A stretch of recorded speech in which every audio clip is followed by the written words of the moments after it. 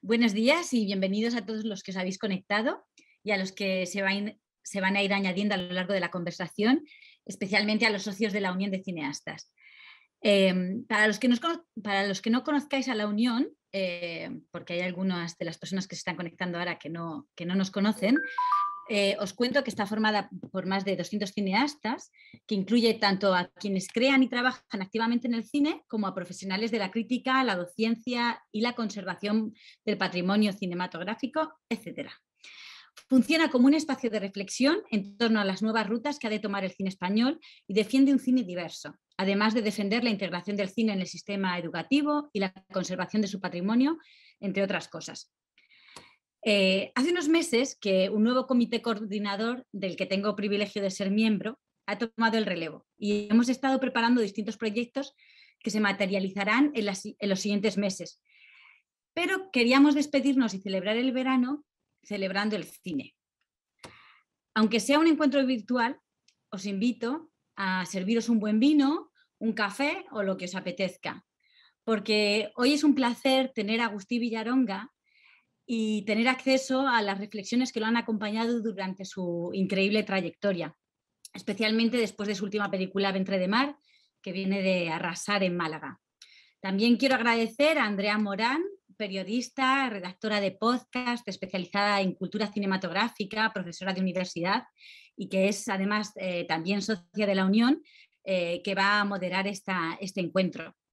Así que muchas gracias a ambos por vuestra generosidad, por compartir con nosotros esta conversación.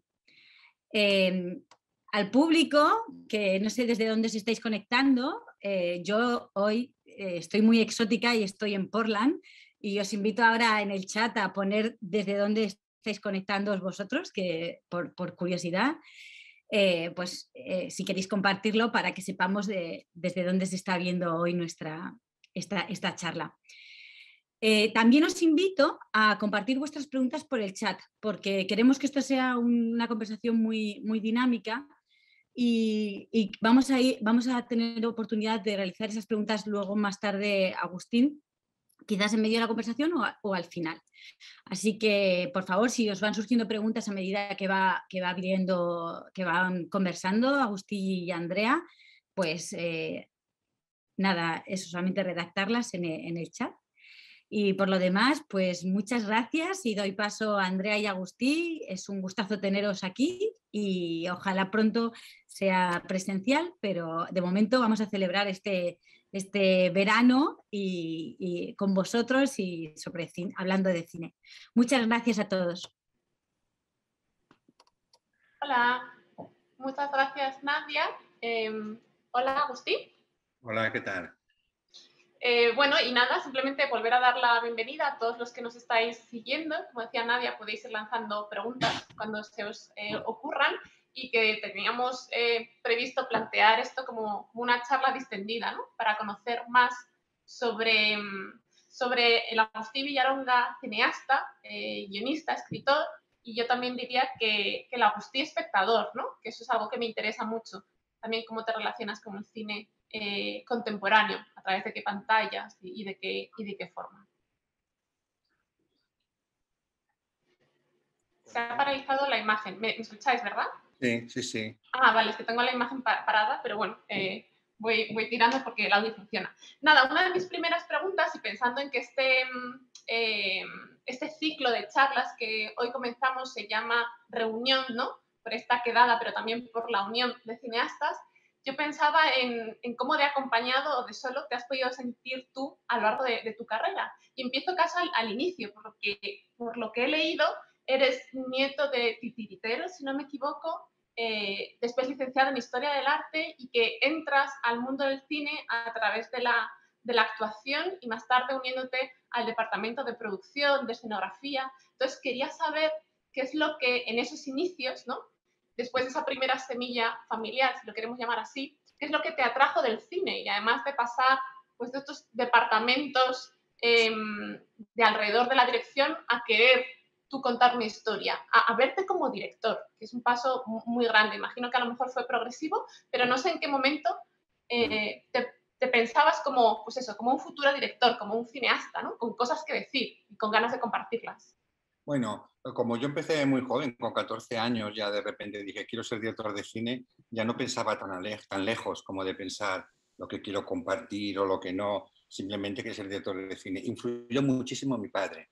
Mi padre era una persona, mi padre era cartero, era una persona que nada, para nada tenía relación ni con el cine, ni tenía opción, dijésemos, de empezar una aventura de este tipo. Pero sí que con cromos, con cositas que fabricaba en casa, con revistas, siempre me fue inculcando esto. Y creo que fue con los 14 años, de repente, hubo un cura, yo estaba con los jesuitas, hubo un cura que se fue al centro experimental de Rossellini, en Roma. Y este hombre vino, hizo como unos cursos allí en el colegio, no se apuntó nadie, creo que éramos 4. Y entonces allí yo de repente descubrí un tipo de cine diferente al que veía en las salas de mi pueblo, vamos, de allí. Y creo que allí empezó todo. Y empecé a leer libros de Karel Reisz sobre montaje, de semiótica, de que ni entendía mucho lo que leía, pero ahí empezó todo. Tuve una oportunidad muy buena cuando llegué a Barcelona para estudiar. Entré en la compañía de Núria Espert, que hacía un espectáculo muy, muy conocido de aquella época que se llamaba Yerma. Entonces, claro, esto estuvimos 2 años y pico haciendo gira por todo el mundo.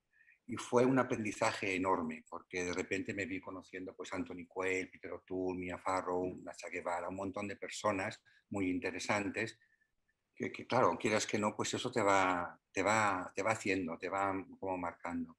Y luego ya, pues lo típico, yo me acuerdo de despedirme en Buenos Aires, ya porque dije, no, ya estoy harto de hacer esto, quiero ya dedicarme al cine, y me puse a hacer cortos, ya una travesía, ya no existía la EO, Escuela Oficial de Cine, donde salió pues, mucha gente, ya no existía, y allí empecé pues eso, haciendo cortometrajes y lo combinaba un poquito haciendo de actor también, a veces haciendo atrezo, empecé luego ya vestuario, luego incluso dirección de arte llegué a hacer, producción nunca, he sido muy negado para eso, nunca me he metido en nada de producción. Fue un aprendizaje muy autodidacta por lo que estoy diciendo, ¿no? Ya se ve. Y a la hora de empezar a dirigir tus propios cortos, porque hay esta idea que a mí me interesa mucho, que es a veces quieres ser un director, a lo mejor de estos referentes que tú vas conociendo, ¿no? Directores a los que admiras, y entras en un rodaje o a dirigir una película, ¿no? En un proyecto y te das cuenta que no eres ese tipo de director, ¿no? Hay como un proceso de autoconocimiento de qué director puedo ser yo y qué es lo que realmente puedo contar. No sé cómo te has ido tú encontrando como director, sí, también como, pues eso, como cabeza de punta de un proyecto, ¿no? Y en parte, no sé si como líder es una palabra que te gusta, pero me parece que un director tiene que estar ahí como en la cabeza del proyecto y tirar de todo un carro de equipo y de ideas y estar comprometido con ello. Antiguamente sí, ahora quizás no tanto. Y se ve muy claramente en la formación de todo lo que son las plataformas. Bueno, ves que el director simplemente muchas veces funciona como un capataz. Hay una persona, el showrunner, que es el que realmente diseña, dijésemos, la narrativa y luego la aplicas. Es como un poco que la imitan entre todos. O sea, la función del director pierde un poco de fuerza, dijésemos, sí, un poco creativa y un poquito a nivel de proyección. Eso es todo. Ahora, como la manera en que yo empecé, a ver, los cortos estoy pensando ahora, pues hombre, yo empecé, es que vas haciendo unos cambios, es que evidentemente vas cambiando en cada película y en los tramos entre película y película. Yo me acuerdo al principio, claro, es que hablo de cosas antiguas que muchos ni saben ni lo que son, porque son de muy antiguas, pero yo estaba me llamaba muchas veces John Glauber Rocha, Rui Guerra, el nuevo cinema brasileiro a mí me impactó muchísimo, Miklos Janso, que hacía esos planos secuencias de 8 minutos, porque antes las cámaras no daban para más. Eso me impresionó mucho y yo al principio mis cortometrajes eran un poco en esta línea y el plano secuencias siempre lo seguía mucho. Luego más adelante descubrí el valor del montaje. Realmente el montaje te permitía ser mucho más elíptico, te permitía conducir mejor el ojo del espectador. Y con esto muchos más cambios que se hacen a lo largo pues, de la carrera de, no sé qué debo llevar, 13 películas o así, pues vas variando. Y luego además aplicas según los temas que vas a tratar, pues vas cambiando. Luego también además el productor muchas veces interviene y es un toma y daca interesante, ¿eh? Yo no lo rechazo en absoluto. No Y en sé. mi caso, perdona. Sí, no, ya. No, iba a decir que como has lanzado estos nombres, yo me preguntaba si, bueno, y muchas veces desde la crítica, ¿no? Se habla de tu cine como un cine autoral, que no sé si estarás de acuerdo, porque además tiene mucho que ver con el panorama, ¿no? El paradigma industrial que estabas comentando al inicio, que a lo mejor también el director es una de las últimas personas que se puede incorporar a un proyecto, ¿no? Y no lo está acompañando desde el principio. Quizá ya es más difícil ir detectando como esas señas autorales, pero me preguntaba, volviendo a esto de la unión de cineastas, si tú te inscribes como en alguna tradición, como en alguna genealogía, ¿no? O de alguna manera te has sentido como un poco, no sé si solo en España, porque tu cine no es de terror, no sigue claves genéricas muy al uso o muy obvias, sí que forma parte de ese cine más, pues sí, autoral o de francotiradores, y no sabía cómo había sido eso creciendo como director, si te has sentido arropado a la hora de pensar, bueno, estoy en esta línea, en este movimiento, ¿no? Junto a este grupo de personas, en esta tradición, o en realidad ha sido mucho más por libre y no tienes esa sensación. Mira, hay una, por ejemplo, cineastas de mi generación, y hablando de muy conocidos, pues son Pedro Almodóvar, Fernando Trueba, y no sé, y más, muchos más que hay, ¿no? Yo realmente muchas veces no me he sentido, solo no me he sentido nunca, si esa es la palabra, nunca me he sentido solo. Y si me he sentido solo alguna vez, es en el momento en que no había manera que ningún productor confiase en mí o en mis cosas, que me ha pasado. He tenido dos baches de 7 y 8 años entre medio de mi trabajo, ¿no? Que no sé por qué, pues les debía dar miedo a los productores, no sé, bueno, por esa cosa autoral. De todos modos, a ver, es que has dicho tantas cosas que son todas interesantes y, por ejemplo, la cosa autoral, a mí la palabra autor no me gusta mucho, porque no, a mí, claro, evidentemente, si ponen un cineasta de autor, así por antonomasia, me pondrán a mí seguro, me pondrán a mí seguro como cineasta de autor. Pero yo, fíjate, el autor me molesta porque el autor parece que sea una cosa reñida con el público. Yo no te puedes imaginar desde el principio los esfuerzos que he hecho para que el público pudiera conectar con lo que estaba haciendo. O sea, nunca me he puesto al margen, nunca he puesto la autoría por encima de eso, te lo juro, yo no, nunca, nunca lo he hecho. Y me molesta porque muchas veces la autoría, a veces sí que desprecia al público. No sé cómo decirte. Intenta explicar una cosa que esa persona siente mucho o elabora mucho aquí y sin tener en cuenta a la gente. Yo creo que hay que tener muy, muy en cuenta a la gente, muy en cuenta. Lo cual no quiere decir tener que ir a sitios comunes. Cada uno tiene una personalidad. Mi personalidad es la que es X, como la tienen otras personas. Entonces yo lucho siempre por hacer las cosas desde mi óptica, desde lo que yo puedo entender, porque si no, no les pones alma a las cosas. Entonces, en ese sentido, yo más que autor me siento con una personalidad un poco especial desde lo que es el cine español, sobre todo años atrás, porque realmente el general iba por un sitio y de repente hacía unas cosas que eran un poco unas fantasmadas o como se quiera llamar, ¿no? Pero eso son elecciones que haces y yo tuve la suerte de Pan Negro conectar mucho con el público porque se sumaron dos cosas. Se sumaron una película en la cual partía de una novela de Milita Xidó, que era una novela ya, ¿cómo se dice? Ya muy, ¿cómo se dice? Muy ya preparada para el público, para las personas, era muy fácil de identificación. Y luego, por otro lado, al tener un éxito tipo Goyas y esas cosas, y vamos a los Oscars y tal, pues de repente pues se te da como un renombre que te ayuda, dijésemos, a poder seguir trabajando. Desde entonces yo ya no he parado de trabajar con sus baches normales, que no es fácil, ¿eh? Porque hacer una película cada 2 años es un milagro aquí, que es lo que a mí me viene pasando últimamente. Pero antes no, ¿eh? Claro. Hay por ahí dos preguntas que me surgen a raíz de tu respuesta. Primero, tirando del hilo del cine autoral, pienso que también se desprecia el valor que tiene el equipo en esas películas y no sé tú cómo vives esa formación del equipo, ¿no? Del trabajo colectivo, de cómo te rodeas de ciertos colaboradores o cómo eliges a esos cómplices a la hora de emprender un proyecto. Sí, hombre, tienes una tendencia a trabajar con las personas que más o menos conoces, con las que has trabajado otras veces. A mí me gusta el trabajo, dijésemos, la fidelidad en ese sentido, pero no al 100%, ¿eh? De repente, si por condiciones de producción o por lo que sea, o porque se pueda en otro país y tal, Es más, incluso me gusta muchas veces pues, probar en personas nuevas y eso, claro, modifica. Yo pienso que son importantísimos los equipos. Mira, pasó una cosa en Málaga, ahora en Málaga, que nos dieron así muchos premios y tal. Y entonces la gente decía, hombre, es que es una putada que venga un director ya que ya tiene una carrera hecha y venga a ocupar el espacio de gente que está como empezando, gente. Yo digo, bueno, digo, es verdad, digo, yo tengo 68 años porque los tengo.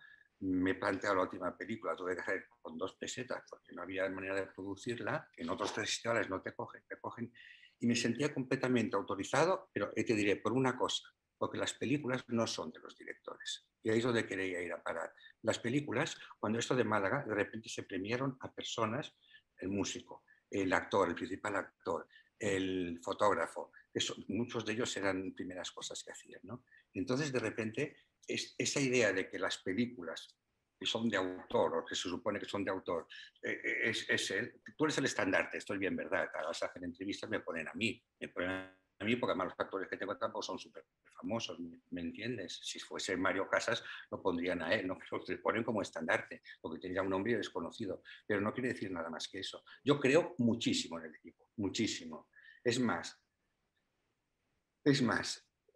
creo tanto que desde mucho antes me pongo a trabajar con ellos, a intentar absorber lo que ellos, la manera de ellos de ver las cosas y sobre todo intentar hacer un esfuerzo para comunicarte en lo que tú crees que tiene que ser esa película y que todos vayamos al unísono. Lo que tienes que ser es un poco un catalizador de todo eso.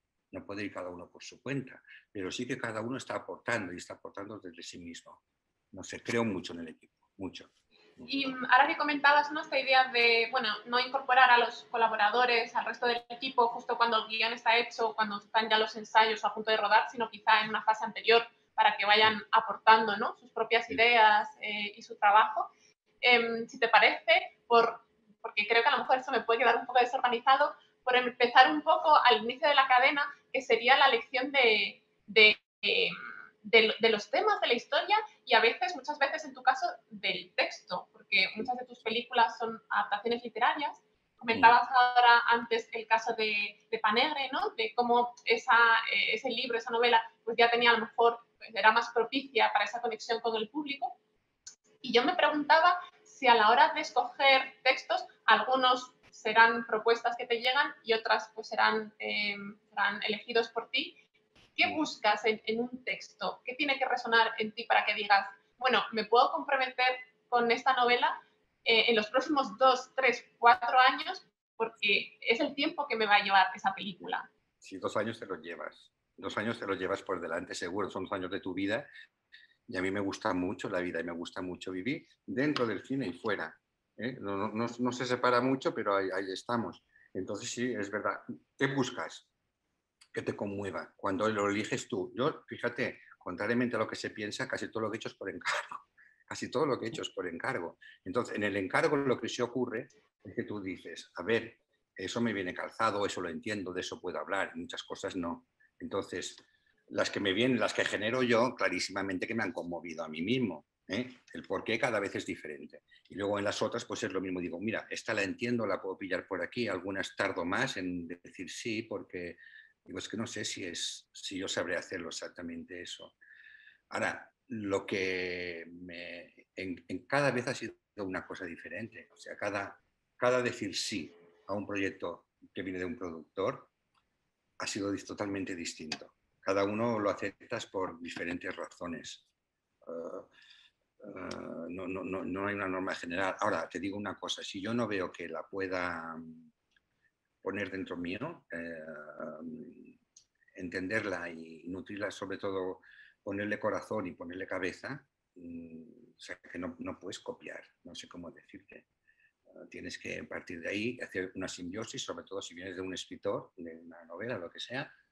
Tienes que entender a aquella persona, leer todo lo que esa persona ha hecho, entender su mundo, intentar que su mundo, a ver, buscar el punto de conexión con el tuyo. Ni comértelo a él ni que se te coma a ti. Es como una relación de pareja, no sé cómo decirlo. De hecho, fíjate que yo con casi todos los autores que he trabajado se han quedado muy contentos siempre. O sea, ven la obra, la ven diferente de lo suyo, pero la ven en lo suyo también. Y eso me alegra mucho, ¿eh? Ahora mira, ahora lo último es con Alessandro Barico. Alessandro Barico, escritor italiano, aún no ha visto la película y digo, a ver qué va a decir, a ver qué va a decir.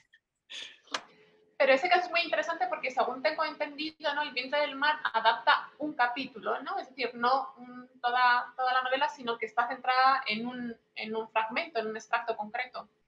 Y Sí. que a veces también, según bueno, en el caso del mar, no, pero otras obras que beben de más de un texto, no es una adaptación al uso de decir, bueno, es una obra completa, sino que pueden también alimentarse de otros extractos del novelista. Sí, mira, yo te digo, el caso del viento del mar, tú dices es un capítulo, pero es un capítulo. Es que están todos los perros y todo suelto por aquí ahora.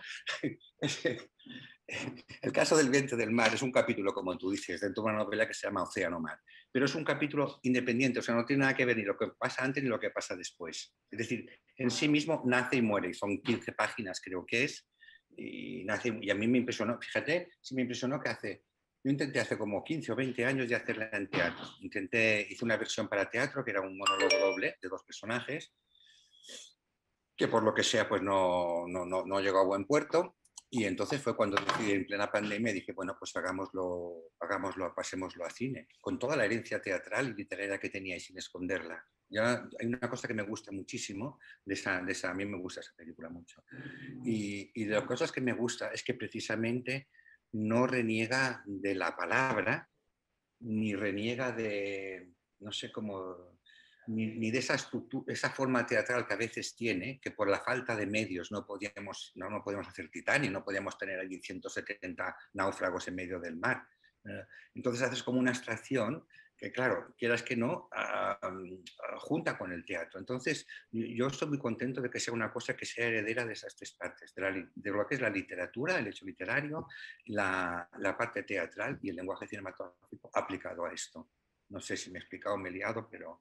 Sí, no, además era como una pregunta que tenía en mente, ¿no? A la hora de, comentabas, bueno, ¿qué estoy buscando en un texto? Y había una cosa fundamental que era la conexión emocional y más que eso, como interiorizar realmente, ¿no? A nivel narrativo, de personajes, también el universo del escritor, y pensaba, ¿y dónde están o qué lugar ocupa en ese proceso de la lección del texto y luego de la adaptación las imágenes, ¿no?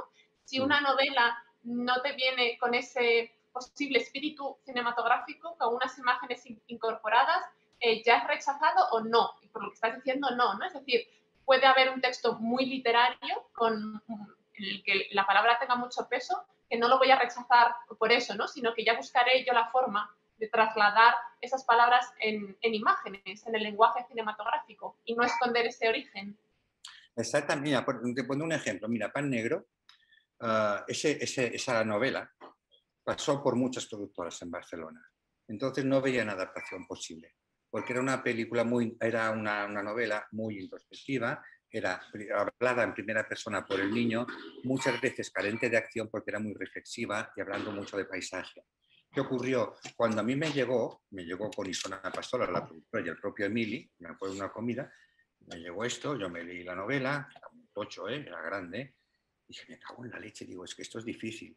Y entonces me leí otras cosas de Emili y hablé con él. Y le dije, mira, a mí Panega está muy bien, pero genera poca acción. Y entonces le dije, ¿puedo mezclar cosas de otra novela tuya, sobre todo de otra? Había unos cuentos de Gloria Swanson, Gloria Swanson, y luego, sobre todo, el retrato de un asesino de pájaros. Y hice como una mezcla, que luego decían, ¿has hecho trampa? ¿Has hecho trampa? Sí, he hecho trampa, pero he hecho trampa siempre a favor de obra, a favor de que esto pueda tener, porque tiraba más de obra, ayuda mucho más. Por ejemplo, mira, Barico, lo sé porque he querido adaptar otras cosas suyas, completamente sin sangre. Barico escribe que cuando escribe casi como guión cinematográfico. Él no hace casi introspección de los personajes. Nada más, todo lo que hacen es genera acción, o sea, se explica todo desde fuera, casi externamente vas entendiendo cómo son por dentro, que esto es una maravilla, te llega y casi es subrayar y separar, ¿no?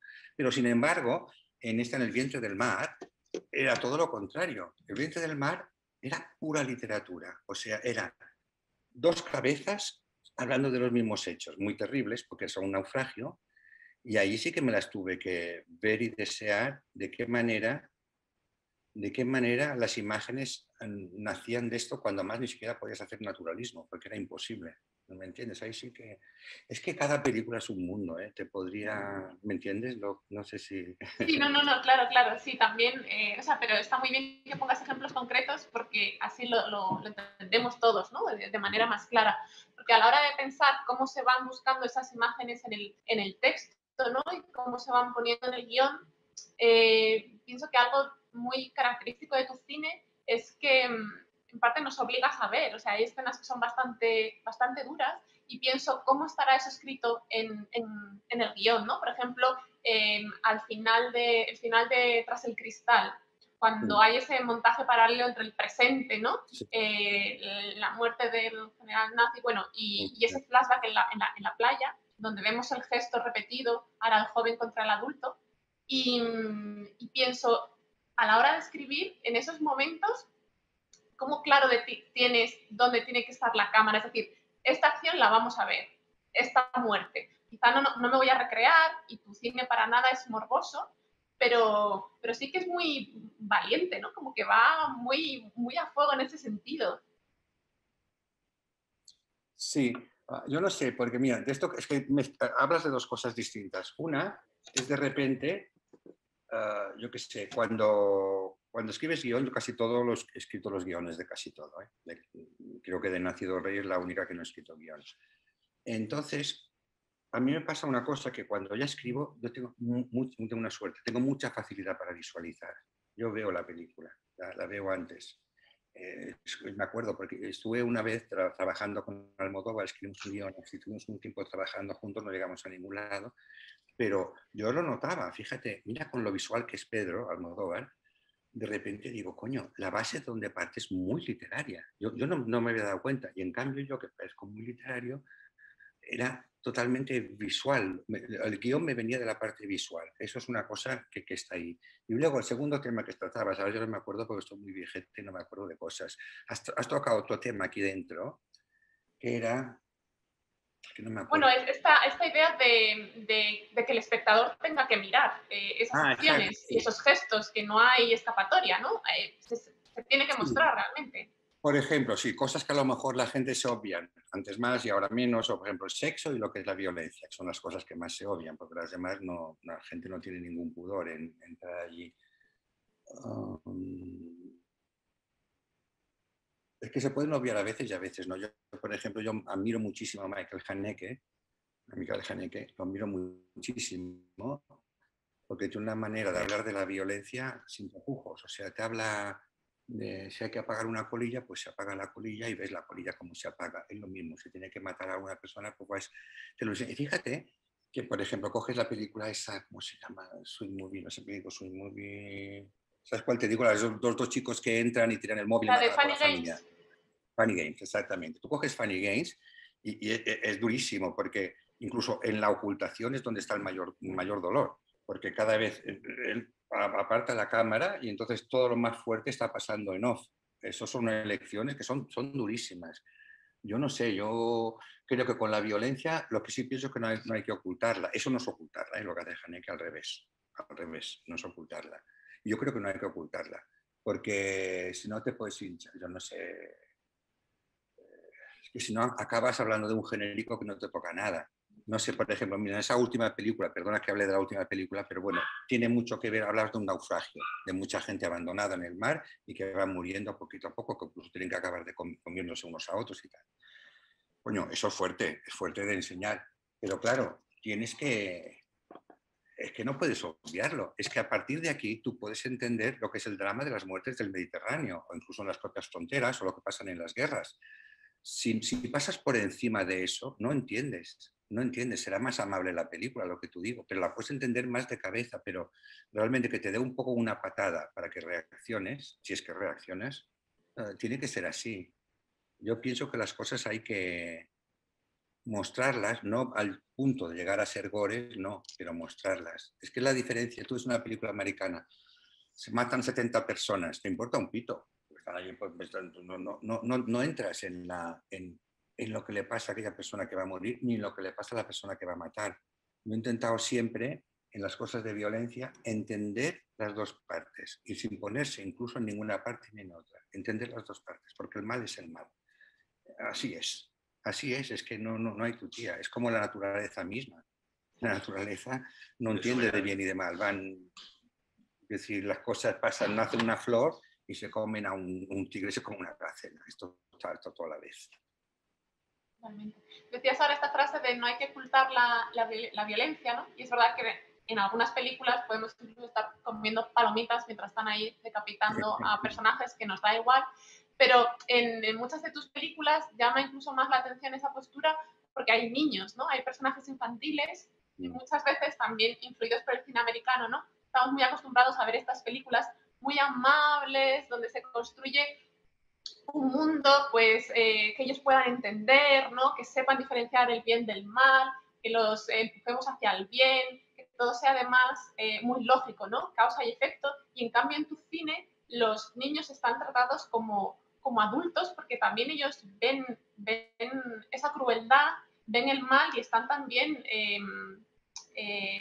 abiertos al mal, es decir, se le mete dentro. Conviviendo con ello y muchas veces participando de ello. Mira, ya últimamente estoy, no sé, de repente el otro día vi Las Criadas, la obra de teatro de Jean Genet, que ya la había visto y me impresionó mucho. Yo he estado leyendo mucho a Genet, hay un librito suyo antiguo que se llama El niño criminal. Él habla, bueno, Genet es muy bruto, de todos modos, es muy salvaje, pero él habla de una manera de los niños y dice... Es muy duro lo que dice, porque él dice, de hecho se censuró esto, ni siendo, ya había sido premio de cultura en Francia y tal, y no los dejaron ya hacer esta exposición. Pero él venía a hablar de decir, dice, no soporto los lloriqueos del mal, sino hay que defender la gloria del héroe, del asesino, así tal cual, que muy fuerte. Pero es verdad que muchas veces el mal con los niños hay que hacer una cosa de intentar entenderlos. Primero, generalmente son los más perjudicados. O sea, yo todavía no he tratado, que ahora quiero hacerlo, pero nunca he tratado a un niño que se ponga en el otro lado. Ellos siempre han sido como víctimas que evolucionan hasta un lugar que la sociedad considera menos favorable, no menos guays. Pero sí que es verdad que cuando lo haces, tampoco puedes hablarte con chiquitas porque es que si no, no entiendes. Es que si no, no entiendes. No entiendes. O sea, el niño de pan negro, si tú no ves determinadas cosas de violencia que hay alrededor suyo y de traiciones morales, afectivas, tú no puedes entender que esa persona se convierta en un facha al final, que es lo que es. Este niño está... que tienes que entenderlo. No, tienes que hacer un poco de introspección. Y en el caso de, bueno, estoy pensando, por ejemplo, en Panegre, que ahí ocurre, ¿no? Porque la niña, por ejemplo, le falta una extremidad, pero que en muchas de tus películas, bien sea el cuerpo del niño, también de los adultos, es frágil y está enfermo, ¿no? Está marcado. Pienso, por ejemplo, también en La mujer de incierta gloria, también tiene todas estas cicatrices, por supuesto, otras, el cristal o el mar con esta enfermedad, tuberculosis. Y me parece que, bueno, es algo, digo, que ha estado en tu cine desde los inicios, porque además ya, tras el cristal es del 87, 89, algo así. Y pienso que ahora el cuerpo, además, está cobrando mucha importancia, ¿no? Que lo vemos como también la memoria personal, llena de cicatrices y que también parte mucho nuestra identidad del cuerpo, de cómo somos. Y me interesaba preguntarte por qué esa, en parte, obsesión o interés por el cuerpo, ¿no? Ese cuerpo dañado y frágil y enfermo. No sé, porque tendría que razonar mucho, o sea, irme para atrás y ver en cada... Que a lo mejor no interesa razonar, ¿eh? O sea, tampoco quiero que... No por razonar, sino que tendría que reflexionar mucho, ir para atrás y entenderlo, porque ahora me sorprende lo que dices, y es verdad. O sea, me digo, pues esto que dices, curiosamente, es que es verdad, toda la gente está un poco tocada. El por qué es, no sé. También es que te digo, muchas cosas ya vienen marcadas por la propia, a veces como son de inspiración, a veces literaria, ya viene marcado desde el propio libro. El quizás, claro, tú eliges unas cosas y otras las obvias. Es verdad, no sé... Son casi como marcas de una tortura psicológica o interna, ¿no? Como para que lo veamos desde fuera, no lo sé. Sí, no, yo creo que más que psicológico son de cosas del tiempo. El tiempo, actuando sobre las personas, en situaciones difíciles, ¿eh? Porque yo particularmente vivo en buena situación, yo no puedo quejarme de nada, ¿no? Pero hay mucha gente que sí. Y creo que el tiempo sí que hace unas heridas o cicatrices o fracturas, que son muchas son psicológicas, pero algunas se pueden ver reflejadas en las cosas físicas. A lo mejor, por ejemplo, a la niña de Panegre que le falta la mano, que le ha explotado una bomba, evidentemente la hace distinta, ¿no? La hace distinta por ello, pero ese mal no es más que un reflejo de todo, de haber visto cómo su padre se ahorcaba delante de ella, como de un montón de cosas que le han pasado que la niña se ha perturbado. No sé si me explico. En el caso de... Es que estoy pensando en cada película. Entonces el cristal, pues igual, este señor en un pulmón de acero, el otro ha sido agredido sexualmente y ha visto además la violencia muy al lado, como mataban a otros niños con las jeringuillas, ¿no? Es que cada vez es distinto. No Sí, sé. sí, parecen casi como recordatorios vitales, ¿no? O personajes que están marcados por algo o por ciertos, sí, acontecimientos o traumas y que esa memoria siempre va a ir con ellos porque está en su propio cuerpo, en la piel o en la falta de algo.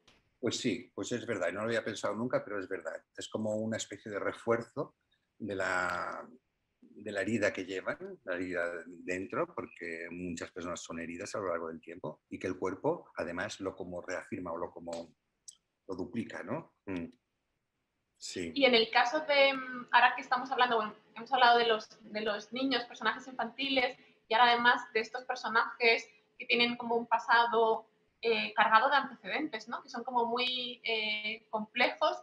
Y por entrar un poco en el terreno de la dirección de actores, que también me interesa mucho, porque si tú llegas con este proceso tan largo de haber entrado en el universo literario de un novelista, ¿no? Haber interiorizado todos esos temas, haber creado, adaptado unos personajes, unas tramas, llega el momento de elegir los rostros para esos personajes. Mm. ¿Cómo te planteas tú el proceso de casting? Por ejemplo, si tiene importancia ese cuerpo, esa presencia, si son rostros que a lo mejor, imagino que cada proyecto será distinto, algunos te habrán acompañado desde el inicio y ya los tienes imaginados, si son personajes que sí que ya están armados en el guión, pero también el intérprete que venga de fuera va a aportar cosas a ellos o no, o en realidad ya están blindados. ¿Cómo sueles trabajar con los intérpretes? Mira, una cosa son los niños, otra cosa son los actores ya hechos, ¿eh? Es muy diferente el proceso. Un niño normalmente no le pones cara mientras escribes. Bueno, se lo pones, pero muy abstracto, porque en realidad no partes de ninguna persona en concreto. A veces sí, cuando escribes guiones, ya muchas veces le pones una cara, aunque luego acabe siendo otro actor o otra actriz, le has puesto una cara, has convivido con él en el guión, ¿no? Ahora con los niños no, porque los niños normalmente vienen de cantera, o sea, vienen de un casting, un vulgaris, o sea, un casting que ves un montón de gente y de repente algunos te sorprenden por calidades interpretativas, por una cosa emocional que les trasciende y ahí te vas. Yo ahora mismo que acabo de hacer un casting pues fue hace 2 semanas, ¿qué coño? 10 días hace. Y entonces, porque la próxima película hay 5 niños, ¿no? Y claro, 5 niños. Y entonces has de elegir, es muy cuidadoso porque a lo mejor alguno tiene una faceta muy emotiva, pero dices, es que 5 sueltos a la vez tampoco puedes dedicar demasiado, que ninguno de ellos te lleve demasiado trabajo. Es que has de mover muchas cosas distintas, luego todos tienen que tener una personalidad y es mejor partir de algo muy cercano a la personalidad, que está escrita en el personaje, no el físico. Yo, por ejemplo, un chico que he elegido para que me encanta, me ha gustado por su energía, no por el físico. El físico nunca me lo hubiera imaginado así. En cambio, la energía que tenía, digo, hostia, he clavado a este. Pero yo creo que nos pasa a todos los directores eso, ¿eh? ¿No? Yo creo que nos pasa a todos. El, no Y en sé. el caso de la dirección de actores ya en pleno, bueno, en rodaje o la fase previa, ¿cómo sueles comunicar o contar esos personajes, esas historias? Mira, en los niños, tratándolos como personas inteligentes. O sea, evidentemente ellos les hablas de morirse y es una cosa muy abstracta para ellos. No como lo pillan, saben que la gente se muere, pero no acaban. Tienes que tener en cosas son muy claras, es buscar símiles. Normalmente es de buscar símiles. Por ejemplo, yo qué sé, de la muerte de un perrito, a lo mejor de un perro o de alguien muy cercano, o buscar situaciones en las que ellos hayan experimentado cosas, ¿no? Próximas al personaje, a lo que se está tratando en aquel momento. Y con los otros actores es simplemente hacerles de espejo. Me gustan mucho los actores, es más, siempre lo he dicho casi siempre, que es lo más importante que hay dentro de una película, son los ojos de los actores. Entonces lo que haces es un poco, yo siempre ensayo, como 3 semanas antes empezamos a hacer ensayos, unas cosas separadas, otras cosas juntos, y más o menos llegamos a un punto que yo les digo, bueno, ahora ya, cuando ya os vestís, mientras os vestís, ya os vestís el personaje. Ellos ya saben. Además, incluso, normalmente tengo localizado antes la distribución del espacio. Mira, es que muchas veces es importante crear una relación espacial. Y eso yo supongo que me ayudó en lo del teatro. Antes de... Tú planteas las distancias que van a tener. Si van a tener una silla, una mesa, las cosas que pueden llegar a tener, creo que hay que jugarlas en los propios ensayos. No se trata de hacer una lectura en una mesa o entrar solamente. No, y ahí se descubren muchas cosas. Y entonces cuando ves ellos dónde están muy cómodos, ahí puedes apretar más, dónde realmente les cuesta, allí puedes cambiar y decir por dónde ellos irían. Ahí descubres las cosas. No sé, pero no creo que diga nada nuevo, porque no sé, aquí todo el mundo habrá trabajado con actores y está, hombre, hay veces que yo también lo he visto porque he trabajado de actor, como actor, y a veces los directores les parece que les tienen miedo a los actores. O sea, es un material que no lo acaban de entender y entonces le dan unas indicaciones a veces muy simples, muy simples, muy simples o muy elaboradas que tampoco les sirven. Bueno, hay que entender. Eso es que no sé, hay que entenderlo, es una cosa como de práctica que lo vas viendo y a veces yo te digo, en los ensayos es muy importante descubrir todo esto, los ensayos y en el rodaje. Yo en el rodaje casi no les hablo, no es que no les hable, pero que si les digo, no, hay menos, ahí no sé qué, hay que echarle un poquito. Ya todo el mundo sabe por dónde tiene que ir. Entonces es muy fácil porque ellos están libres, ahí están libres, como en el teatro. En el teatro no tiene el director que les toque las pelotas, salen y actúan, ¿me entiendes? Hay un trabajo previo. Pues yo creo que en el cine tiene que pasar igual.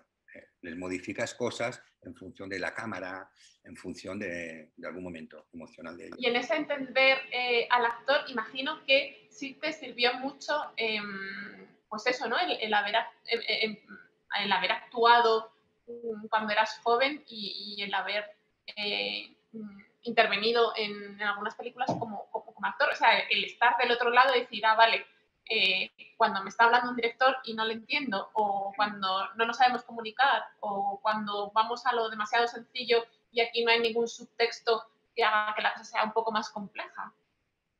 Sí, la verdad que sí, a mí me ha ayudado mucho a la hora de dirigir actores haber sido actor, que he sido un mal actor, pero bueno, lo he sido. Me puedo poner en la piel y digo, coño, aquí le falta, esa frase es imposible, tío, ¿cómo la va a decir? Entonces vas y dices, oye, a ver cómo lo hacemos, o decir una cosa en determinada situación, digo, pero es que estoy aquí estoy desangelado. Yo qué sé, lo vas viendo tú mismo, incluso a la hora de escribir diálogos, intento rebajarlos lo más posible para que sean como naturales y que la gente los pueda... Sí, y todo esto yo creo que porque al escribir yo incluso hago el proceso interior como un actor, como si fuera un actor, y eso creo que sí que sirve, que ayuda. Bueno, son las 8 menos 10, lo digo por si la gente se anima a lanzar preguntas por el chat, porque dentro de unos minutos las recopilamos y así hacemos una ronda de preguntas.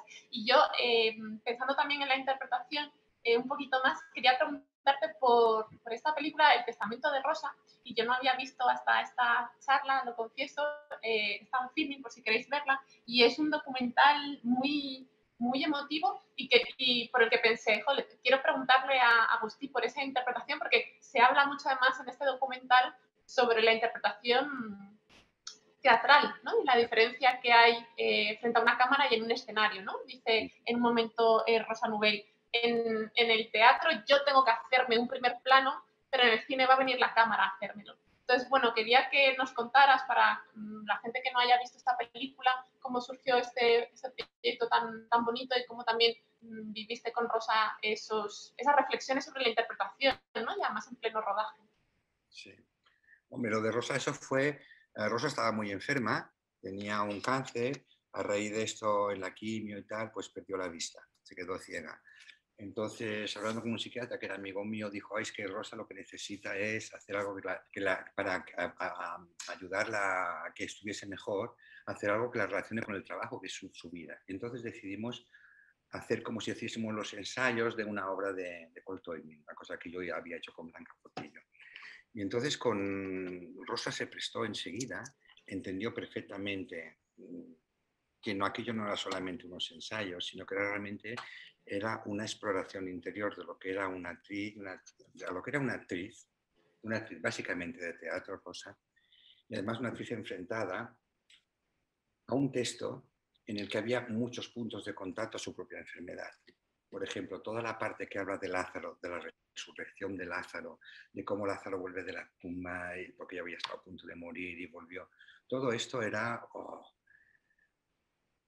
muy fuerte porque ella, ni yo tuve, no piedad, no es la palabra, ni yo tuve, dijésemos, ninguna manía o ningún obstáculo en exponer las cosas como eran, y ella era listísima, lo cogía al momento y te lo devolvía en una cosa interior que tenía una fuerza tremenda. A mí es un documental que no dura ni la hora, además, que me impresiona muchísimo, pero me impresiona básicamente por ella, porque esta mujer se desnudó allí, fue tremenda, y Rosa era una persona muy complicada, era muy complicada. Sí. No, fue un trabajo increíble, increíble, increíble. ¿eh? Y fueron nada, 5 días, porque 5 días y pocas horas, porque tampoco podía estar muchas horas. Entonces estábamos allí con 2 cámaras, a veces con 3, y así se hizo. Sí, es que me llamaba la atención, pues eso, era como un material, bueno, como muy, muy frágil, ¿no? Y que llega a transmitir todo esto que estás comentando, incluso de su carácter, ¿no? En este momento de los pinganillos, y de cómo ella estaba como muy receptiva y muy disponible como actriz. O sea, se nota que era actriz viviendo ese texto en un doble sentido, ¿no? Sí, sí. Ella pasando por ella las palabras. Entregada, en ningún momento puso ningún freno, porque yo ahí hacía preguntas, porque yo salgo incluso preguntando. Yo hacía preguntas que la dirigía hacia un sitio, ella iba. Era un regalo lo que hacía. Era un regalo, además. Y estas cosas que tú dices, que ella dice, no, porque ella me hablaba, dice, es que yo en el teatro, pues el teatro ya me lo tengo que buscar yo el primer plano, tengo que hacer no sé qué, dice, la gente que dice que hacemos gañotas en castellano se dice aspavientos. Los gestos, las muecas. ¿Qué coño de aspavientos ahí estamos haciendo? Comunicando eso. Digo, claro, en cine, si me vienen con la cámara aquí, que es lo que le pasaba allí, dice, ya todo lo dejaba a un mínimo. Yo estaba estupenda. Yo creo, mira, yo he visto a Rosa mucho en teatro y en cine. Creo que es un mejor trabajo, El testamento de María. Su mejor. El testamento de Rosa. Claro, de Rosa. Antes comentabas, bueno, al inicio de la charla, que es que ha sido un detalle, me he quedado con él para enlazarla ahora, ¿no? Que tú habías trabajado en escenografía en tus inicios en el cine, y ahora que estábamos hablando también de cómo tú te comportabas en el rodaje, un paso previo, después o al mismo tiempo de localizar, después de encontrar los rostros de los actores, también tienes que localizar los espacios, y no sé cómo es para ti esa tarea o ese proceso, ¿no? De encontrar los lugares o de construirlos, de trabajarlos, y de incorporar ahí esa dirección artística o esa visión. Sí, bueno, mira, yo soy una persona que siempre les pido, a mí dejadme un tiempo antes, aunque no me lo paguéis, dejadme un tiempo antes de que haga la preparación grande para hacer las localizaciones, ponerme un localizador y lo busco. Si entra el director de arte, mejor. Si no entra, es igual, porque igual no pueden pagar tanta gente. Pero me gusta mucho saber tener las localizaciones antes. ¿Por qué? ¿Qué ocurre?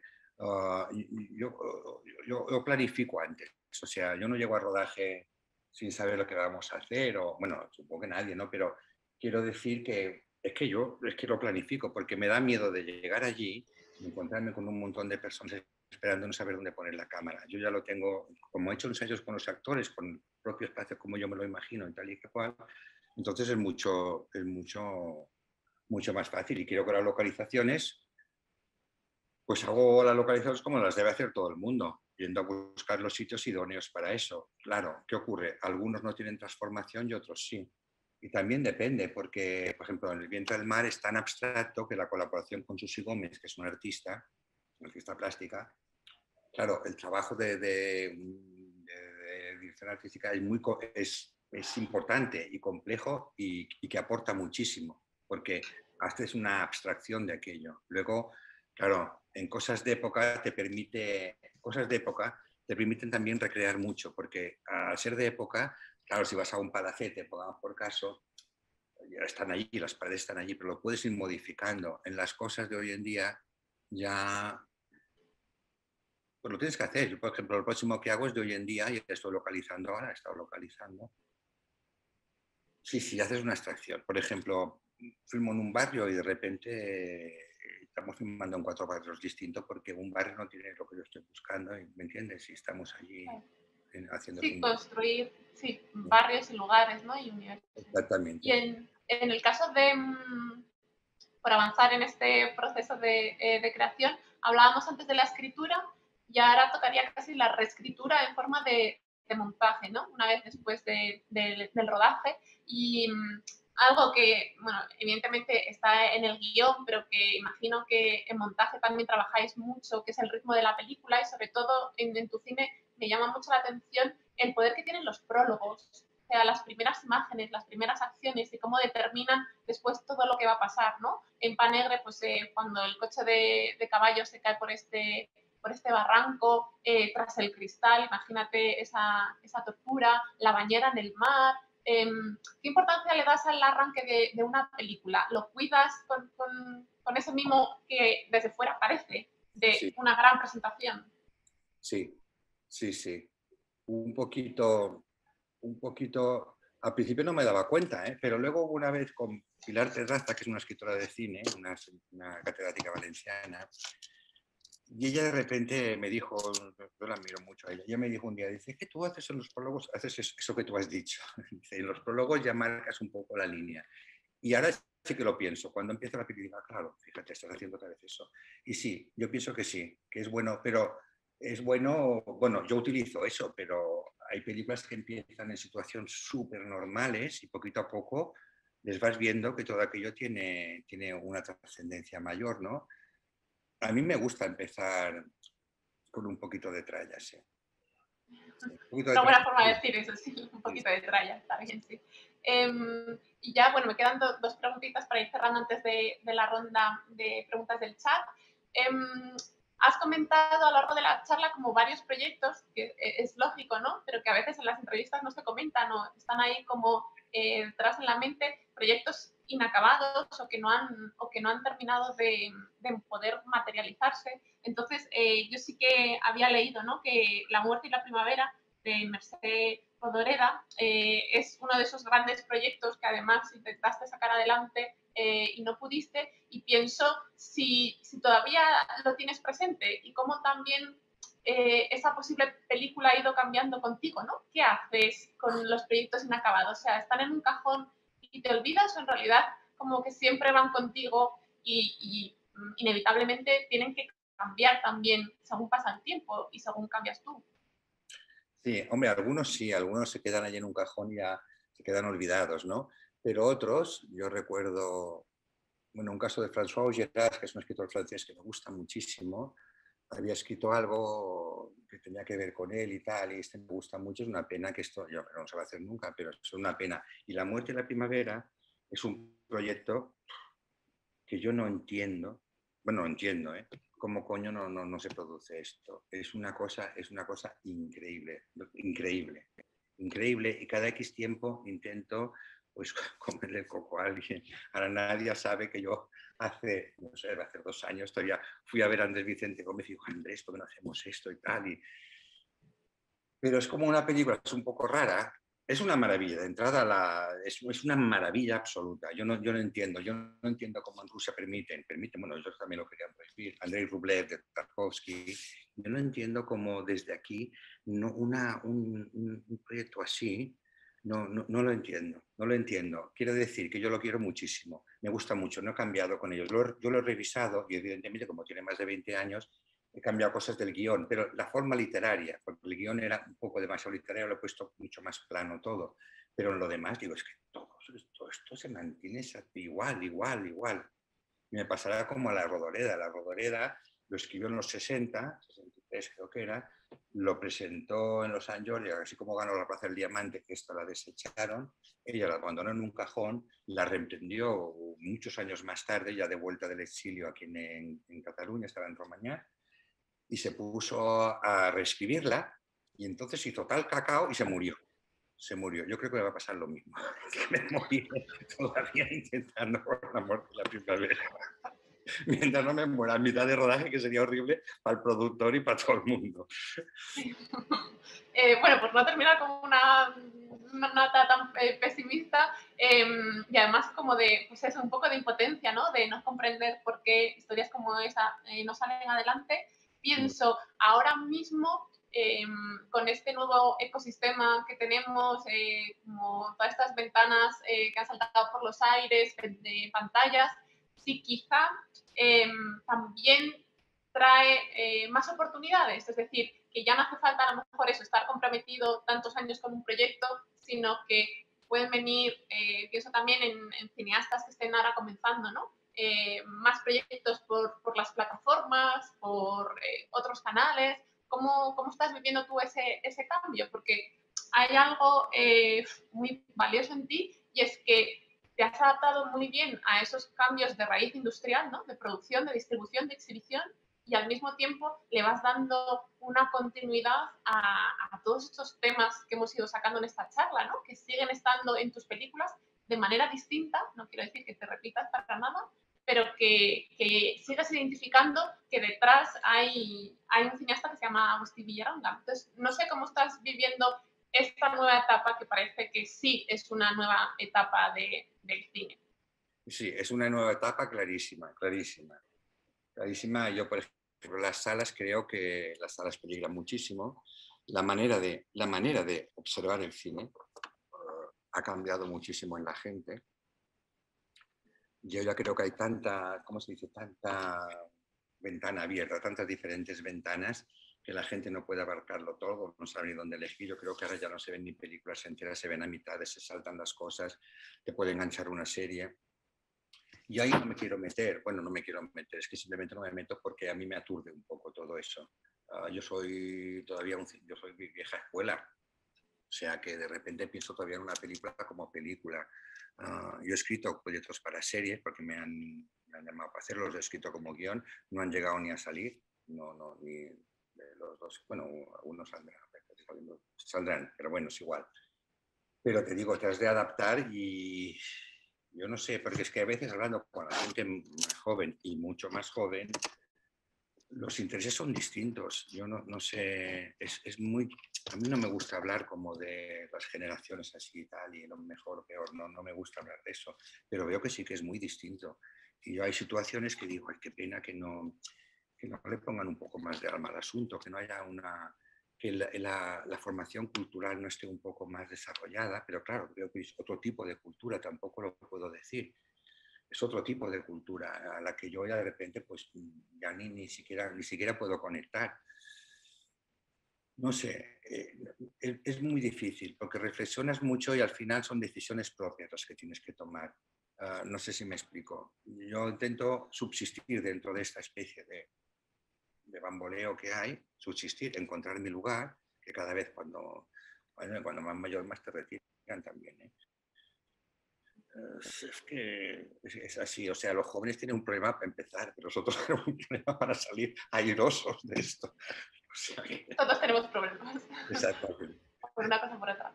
Pues no sé si Nadia querías como ir lanzando alguna pregunta que hayas recopilado. Sí, va a ser una pregunta que va a aglutinar, porque veo que las preguntas que vienen son en torno a los procesos. Entonces lo que voy a hacer es que voy a combinárselas a Agustí para que así con esa pregunta, o sea, es un poco, será una pregunta con una respuesta quizás muy extensa. Pero nos preguntan Víctor Alonso Berbel y también Laila Otait, nos preguntan los dos acerca de los procesos. Entonces Víctor nos pregunta sobre cómo es el proceso de planificación junto al director de fotografía y el equilibrio con las ideas que surgen durante el rodaje. Y Laila nos pregunta sobre el proceso en el montaje. Entonces, como que ambos cineastas, como lo que quieren es preguntarte cómo trabajas en esos aspectos. Y digo, bueno, pues me parecía que con esa pregunta realmente cerrábamos un poco casi todo, aunque yo creo que de alguna manera también ya está contestado en la charla, pero si nos puedes dar algunas pistas de tu proceso. Sí, bueno, en el proceso de fotografía, luego me tendrás que, Nadia, luego me has de recordar la segunda parte, que no me acuerdo. Vale. En cuanto al proceso de fotografía, pues lo que hace, mira, yo he tenido la suerte de trabajar generalmente con dos directores de foto. Uno ha sido Jaime Peracaula durante mis primeras películas, muchas de ellas, y luego con José María Civit. Entonces, ¿qué ocurre? Parte buena de todo eso, que nos conocemos muy bien, que nos miramos y ya vemos por dónde van los tiros. Entonces, ¿qué hacemos? Al principio trabajábamos mucho, y me acuerdo con Jaime, yo le empleaba, ¿cómo se dice esto? Referencias, ¿no? De tal pintor, de tal cosa, no sé qué, tal y qué cual. Al fin y al cabo, ellos entienden eso, lo dirigieron a su manera y hacen lo que ellos sienten. Es que además es lo mejor. Al final, ellos, ¿cómo se dice? Ellos tienen esa área concretamente, la dominan mucho mejor que tú. Si tú has explicado muy bien tus intereses en cuanto a esto, y además ellos lo ven los actores, ven la localización, ellos ya ven por dónde tienen que poner la luz. Y entonces yo ahí me dejo llevar, o sea, no te crees yo que marque muchas cosas. Por ejemplo, ahora te diré, eso que hablábamos de los infrarrojos antes, con lo del vientre del mar, pues con Civit dijimos, el Civit, yo le hablé de November, la vimos, estaba también Blay, un chico muy joven que compartía la dirección de fotografía, y empezamos a decir, hicimos unas pruebas con ultravioletas, con los infrarrojos, a ver cómo iba. Los infrarrojos lo desechamos, nos quedamos con los infrarrojos para los nocturnos. Las pruebas nuestras eran como de miseria y compañía, porque nos metíamos en una especie de tuburo cerrado y a ver lo que salía de allí. Pero con todo aquello era la base como para hacerlo. Y de repente, pues vas creciendo con esto junto con ellos. No puedo decir mucho más porque no me he encontrado casi nunca con un director de fotografía que venga así. Me pasó con Aguirre Sarobe en 99 en una peli y que Javier venía, pero Javier que era muy bueno con la luz, porque es muy bueno con la luz y quizás hubo menos comunicación antes y durante el rodaje sí se produjo y ya está. No tengo mucho más que decir de esto. Nadia, no te oigo nada, no se te oye. Perdón, es que digo, me había silenciado mientras. Pues nada, o sea, muy interesante porque viene de esa relación con esas personas en concreto, ¿no? Pero y en el montaje, porque en el montaje creo que sí que has trabajado también con distintas personas, entonces, bueno, sí, ¿no? Que tiene Sí, o sea, más diverso, ¿no? Entonces, ¿cómo es tu aproximación? Porque también has dicho que tú ya vienes con un guión de una manera muy visual. Entonces, cuando llegas a montaje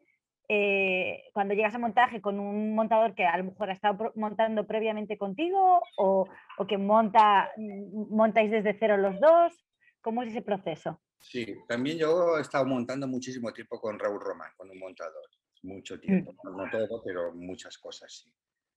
Entonces, ¿qué ocurría? Yo al principio no dejaba, digo, espérame, no demos tanta prisa, no pongáis a editar antes de acabar el rodaje. Yo quiero estar desde el primer día, porque yo estoy siempre en el montaje, o sea, me siento al lado, muchas veces callado, otras veces no, pero estoy siempre.